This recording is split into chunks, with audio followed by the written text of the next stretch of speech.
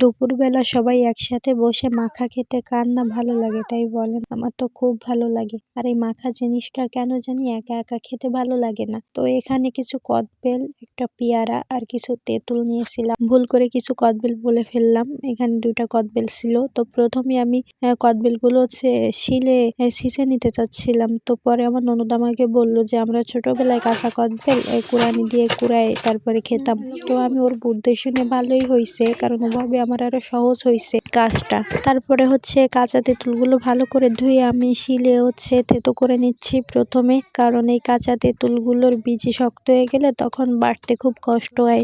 আর এর সাথে জামড়া, পেয়ারা, জলপাই, তারপরে কাঁচকলা, এগুলা ধনিয়া পাতা দিয়ে যদি মাখা করে ওই জিনিসটা আমার খেতে খুব ভালো লাগে। কিন্তু আমার হাতের কাছে অতগুলো জিনিস ছিল না, আর আমাদের এদিকে অতগুলো জিনিস একসাথে পাওয়াও যায় না। তাই আমি গাছ থেকে 2টা কাঁচা কদবেল পেড়ে এনেছিলাম, আর কিছু তেঁতুল, আর একটা পেয়ারা পাইছিলাম, সেই পেয়ারাটা। আর মাখার ভিতরে ধনিয়া পাতা দিলে তো কোনো কথাই নেই, সেগুলো শুধু খেতে ইচ্ছা করে। যারা ধনিয়া পাতা পছন্দ করে অবশ্যই তাদের, আর যারা পছন্দ না করে তারা তো ধনিয়া পাতার গন্ধই সহ্য করতে পারে না। তো আমি সবগুলো বেটে নিয়েছিলাম। আর এখানে ধনিয়া পাতা বাটার সময় দেখি অনেকগুলো আঁশ বের হয়েছে, তো আমি মাখার সময় এই আঁশগুলো ফেলে দিব।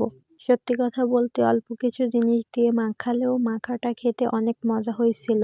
আর ধনিয়া পাতা দিয়ে মাখাইলে তো কোনো কথাই নাই। আর যেহেতু কাঁচা তেঁতুল আর কাঁচা কদবেল টক টক মিষ্টি মিষ্টি, আর কাঁচা কদবেলের ভিতরে একটু কষকষ ভাবও ছিল, মানে সব মিলায় খেতে যে এত মজা হয়েছিল।